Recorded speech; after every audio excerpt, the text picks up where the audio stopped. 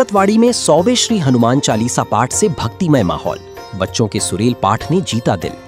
नवापुर के भगतवाड़ी क्षेत्र स्थित श्री हनुमान मंदिर में श्री पवनपुत्र हनुमान चालीसा पठन सेवाभावी संस्था की ओर से 100वें श्री हनुमान चालीसा पाठ कार्यक्रम का भव्य और भक्तिमय आयोजन किया गया।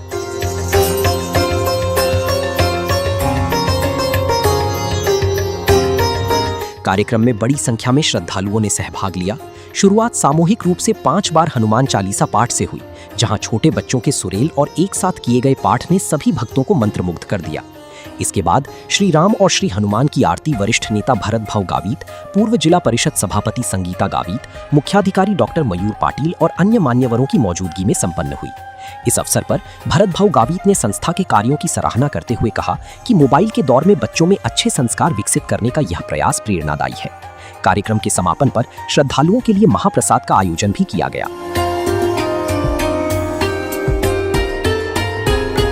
हनुमान चालीस हा 100वा मंगळवार आणि आज आपण हनुमान दादाच्या मंदिरामध्ये हा हनुमान चालीसा पठन केला, सामूहिकरित्या पठन केला।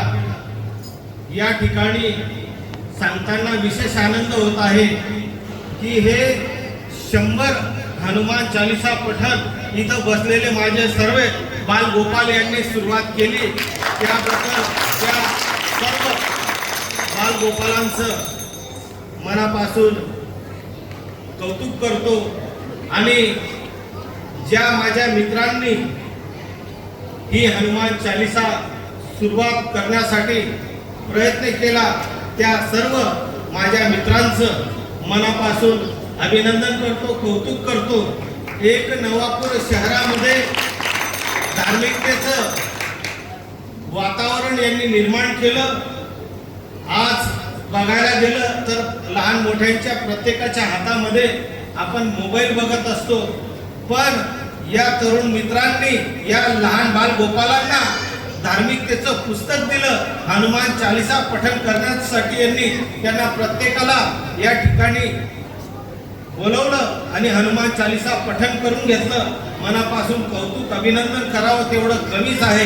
ही धार्मिकता आपल्या प्रत्येकाच्या मनामध्ये, तुमच्या आमच्यामध्ये असली पाहिजे। या ठिकाणी माझ्या सर्व माता भगिनी बसलेल्या आहेत, या जननी आहेत, यांनी आम्हा सर्वांना जन्म दिलेला आहे आणि त्या मातेच्या चरणी असे पुत्र जन्माला आले की ज्या प्रभू रामचंद्राने आम्हाला सर्वांना सुरक्षित ठेवलं, धर्म सुरक्षित ठेवला। आणि आज जर आपण खऱ्या गुण्या गोविंदाने राहत असेल तर ते रामराज्यामध्ये जसं प्रभू रामचंद्राने सगळ्यांना सांभाळलं त्या पद्धतीने येणारा दिवस हा सुद्धा रामराज्यासारखा आपल्या भागामध्ये व्हायला पाहिजे आणि प्रत्येक घरामध्ये हा राम जन्म आला पाहिजे। प्रभू रामचंद्राचं आचरण हे प्रत्येक घराघरामध्ये झालं पाहिजे। आणि जसं प्रभू रामचंद्राला ज्या हनुमान दादाने साथ दिली आणि जेव्हा हनुमान दादा हे त्यांच्या बरोबर होते तर माता सीतेचं हरण झालं, तेव्हा याच हनुमान दादाने प्रभू रामचंद्राला साथ दिली आणि सीता मातेला परत मिळवून दिलं आणि असत्यावर सत्याचा विजय करून आणण्यासाठी रामभक्त हनुमान आज सदैव त्यांच्या बरोबर राहिला। त्याच पद्धतीने आपण सुद्धा या नवापूर शहरासाठी सगळ्यांनी एकनिष्ठ राहिलं पाहिजे, परिवाराशी एकनिष्ठ राहिलं पाहिजे, कुटुंबाशी एकनिष्ठ राहिलं पाहिजे आणि विशेषतः धार्मिक दृष्ट्या आपण सगळ्यांनी एक राहिलं पाहिजे। हा संदेश हा आपण पवनपुत्र मित्र मंडळातर्फे देत आहोत। GM न्यूज के लिए जनक दलाल, नवापुर, नंदुरबार।